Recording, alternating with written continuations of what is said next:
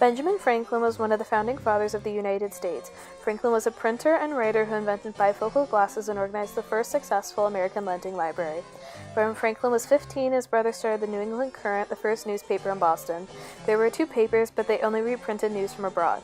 James' paper carried articles, opinion pieces written by James's friends, advertisements, and news of ship's schedules. Benjamin wanted to write for the paper too, but he knew that James would never let him.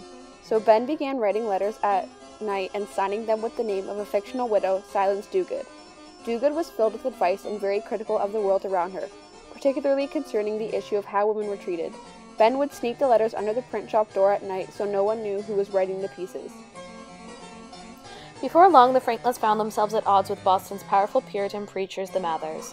Smallpox was a deadly disease in those times, and the Mathers supported inculation. The Franklins believed inculation only made people sicker. He became a member of Philadelphia City Council in 1748 and a Justice of Peace the year after. It was Franklin who first planned the unsuccessful Albany Plan for intercolonial government in 1754 to coordinate colonial efforts during the French and Indian War. In 1757, he was appointed by the Pennsylvania Assembly to serve as the colony's agent in England. By the time of the Stamp Act crisis in 1765, Franklin was living in London. He misunderstood the colonial mindset when he reassured the English of American loyalty to the king and that the colonists would have no objection to external taxes.